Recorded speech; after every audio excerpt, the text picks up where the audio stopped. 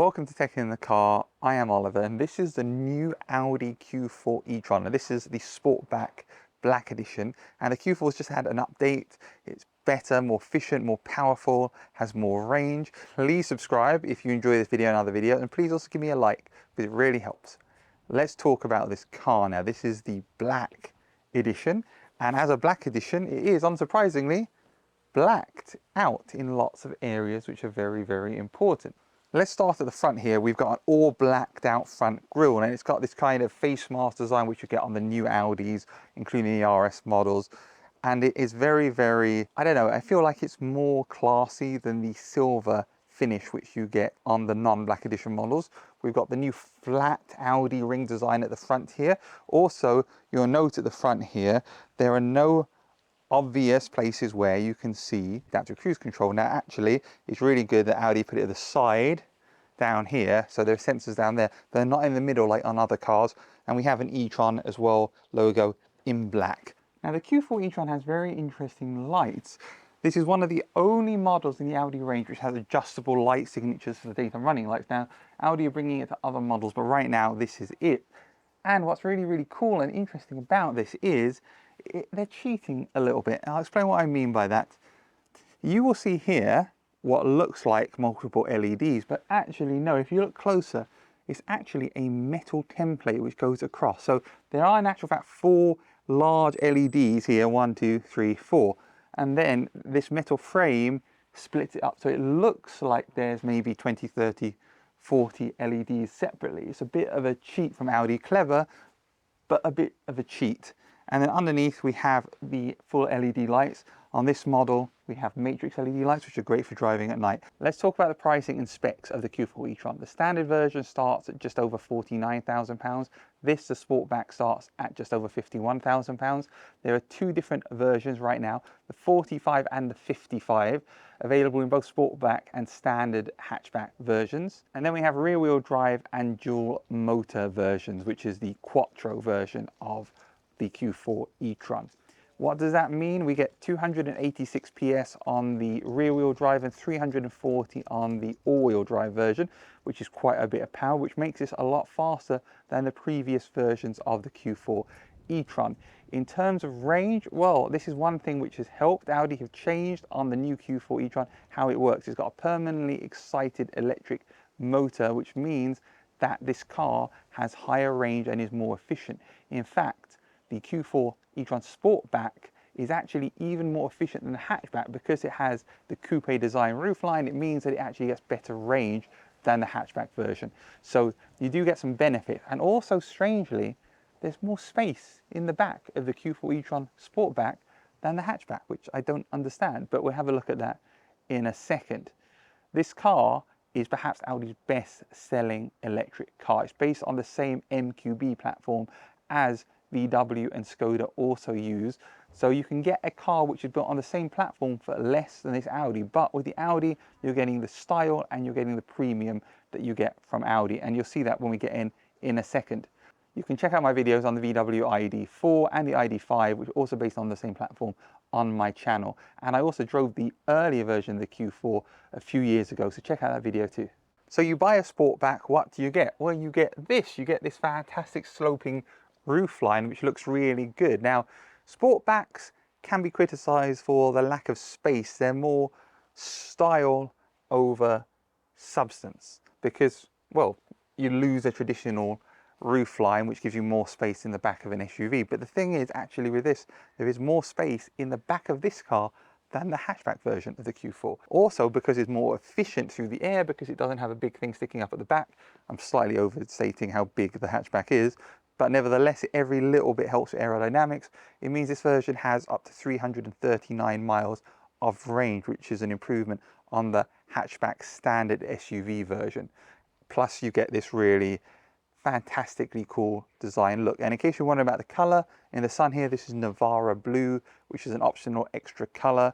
Costs a little bit more, but it's not by any means super expensive, unlike some colors which Audi have. What else do you get with a Sportback? You get these muscular wheel arches which look very, very good, which come to a point here with a spoiler, which we'll look at from the back in a second. Let's talk wheels. We have 21-inch on the front and the back on this black edition.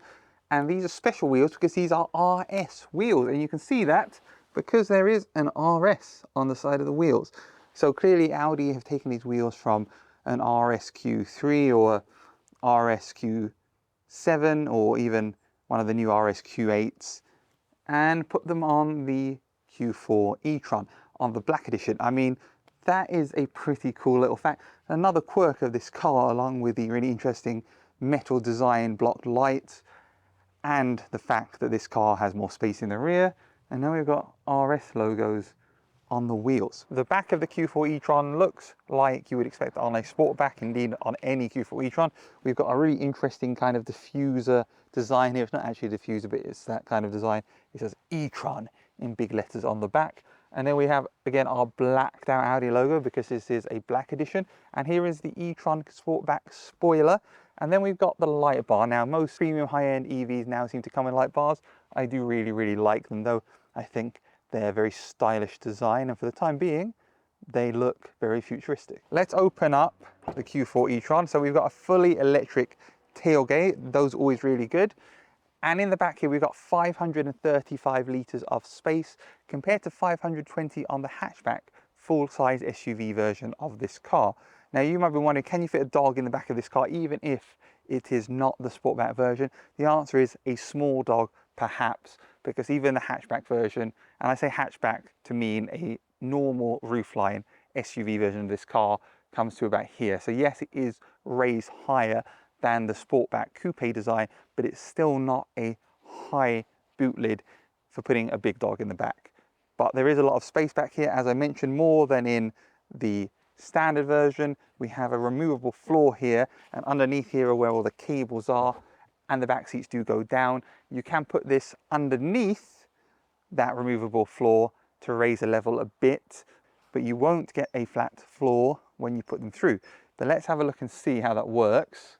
So let's remove this. Okay.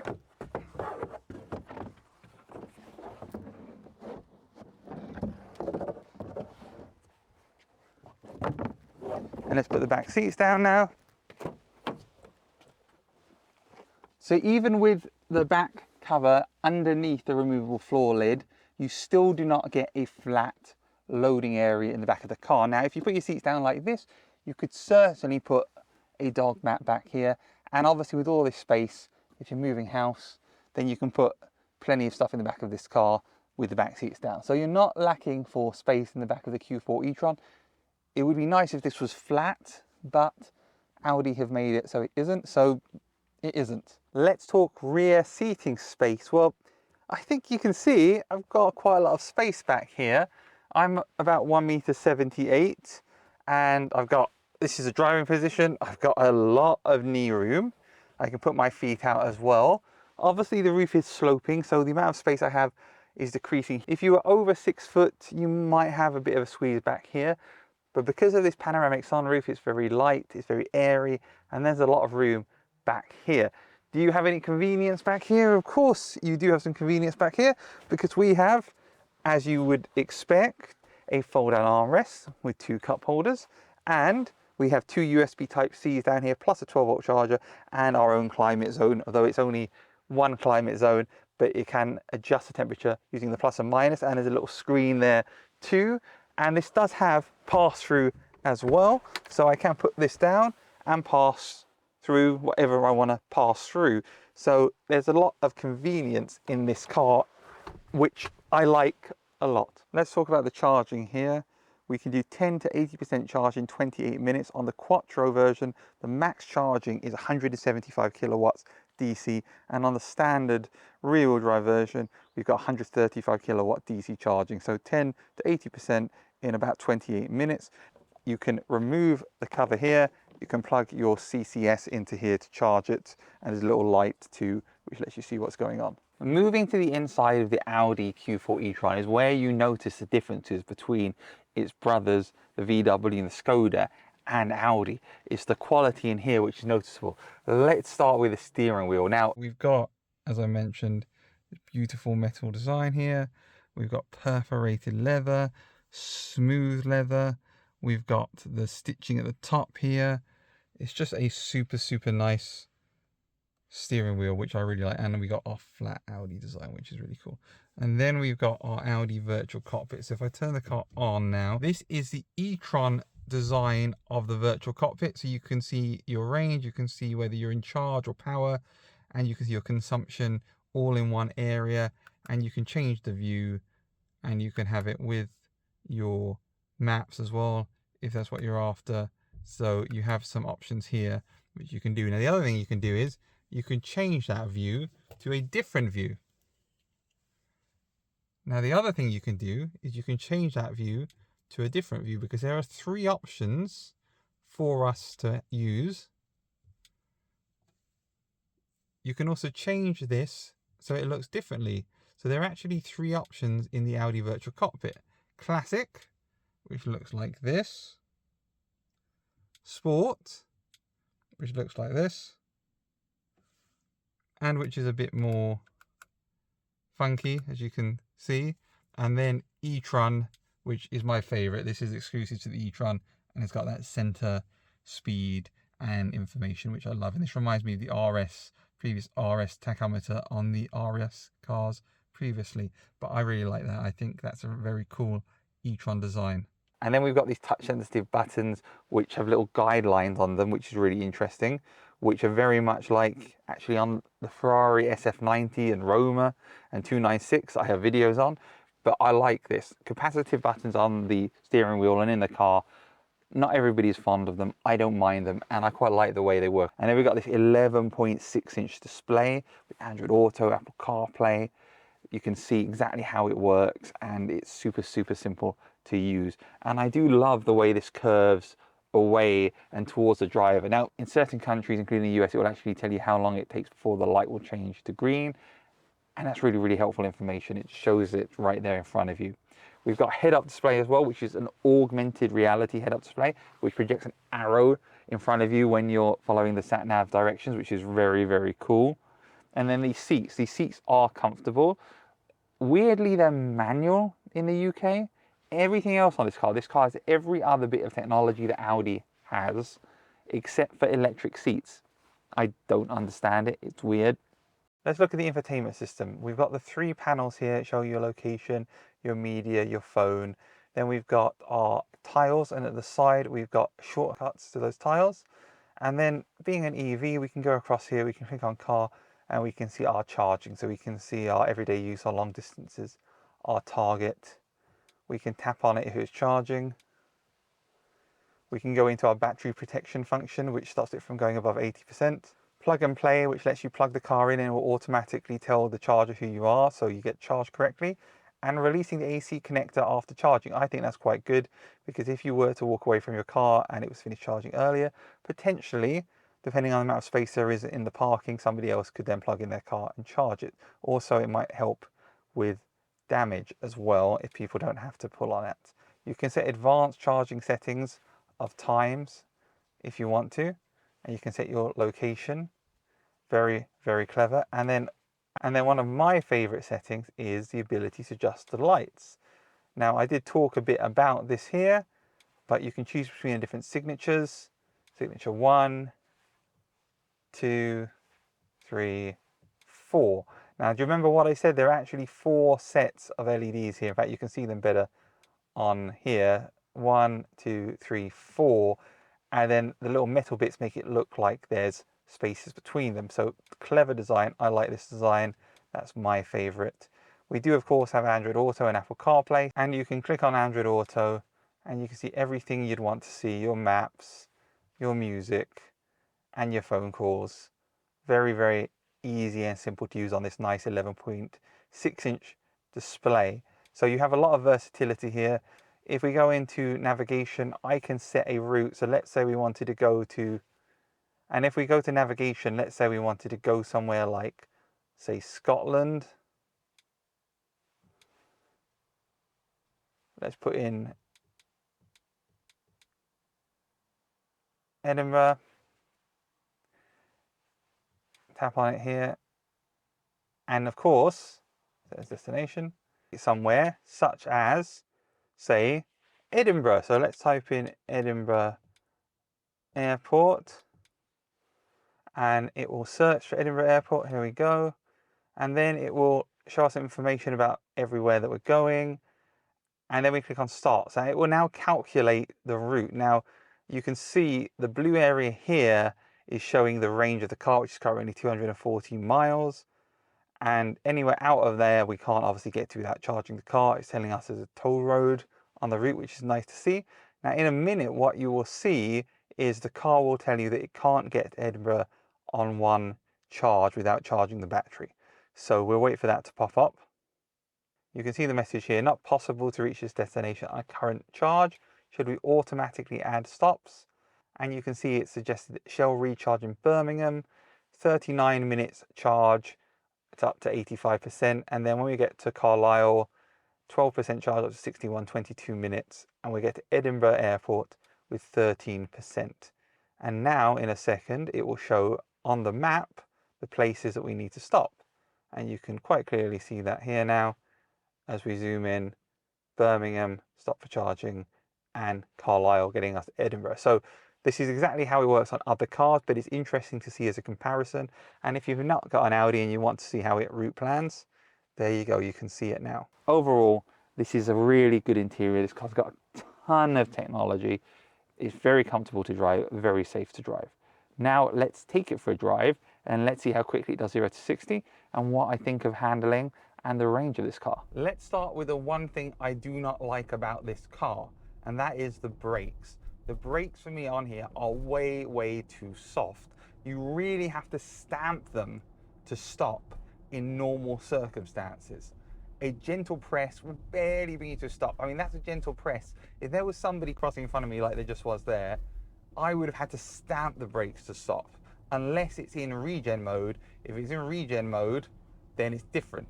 If it's in regen mode and I tap the brakes, then we get a much better stopping system. But otherwise, it feels like they're barely doing anything, unless I stamp it like that, which is just not comfortable and it makes me feel slightly sick. So I don't know why Audi have done that. I haven't driven any other EVs at all that do that. Not one that I recall. And I've driven a lot of EVs on this channel, and I think it's strange tuning for the brakes. Let's check the 0 to 60 time now. Go. So we're moving along fairly speedily, and we're about to hit 60. There we go. 8.45 seconds. So it wasn't a particularly aggressive acceleration there. This car can do it in 8.45 seconds. It might be under different circumstances, it could do it even faster. Now with any EV, you ask yourself, what about the range? What is it like in a different drive mode? So first of all, let's talk about range. These cars are meant to have up to 339 miles of WLTP range. In reality, you get less. This car is getting about 250 miles of actual physical world range. Maybe a bit more, maybe up to about 270, but we're losing about 50 miles from the real world range. Now it's winter time in the UK, it's cold, although it's a sunny day today, and that is definitely going to affect the range and the performance. If you have a car with a heat pump like this car, then that potentially gives you even slightly better performance. Now, let's change the drive modes here, and let's first of all go to efficiency. Now, efficiency immediately slows the car response down. When you press the accelerator, it takes longer for the car to get up to speed, and it limits the top speed to 80 miles an hour. So you've got more range because the car can't go fast enough to use it. Because remember, EVs use more power on motorways and less when they're in traffic. So when they're in traffic, you can have the regen braking on, and then they actually put power back into the battery, and so your range drops much slower. So here we are in efficiency mode. Now there is also a range mode. If we hit range mode here, and let's see what the car does here. So range mode, press the button to turn it on, and now it's going to give me slightly more range again, 219 miles of range now it says, and it's now limited me to 55 miles an hour, even though I'm going above 55 miles an hour right now. If we go into auto, you get a much quicker response, and now the car moves between the two modes. And then if we go to dynamic, immediately when you put your foot down, you get a much faster response. And you do have an individual mode where you can balance the drive system. Do you want a dynamic drive system? How quickly it responds? Comfortable steering or dynamic steering? Remember, there's no suspension adjustment here. You're just deciding whether you want the car to accelerate harder or less hard, and whether you want the steering to be sharper or less sharp.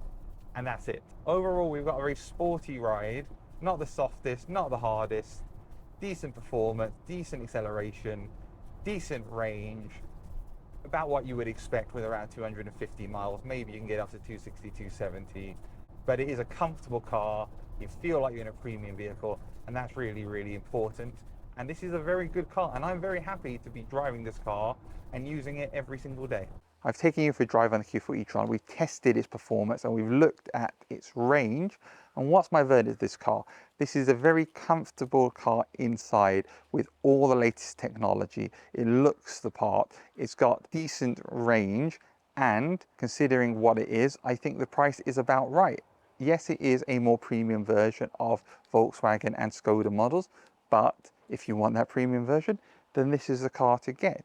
It's got some fantastic features, as I've already mentioned, including the ability to park itself, and it's got 360-degree cameras, and it's just loaded with technology. So this is a very safe, efficient car, which you can charge pretty quickly as well. So overall, I think this is a great car. Truth be told, I would own one of these cars quite happily. Thank you very much for watching. Please give me a thumbs up and subscribe for more on Tech in the Car.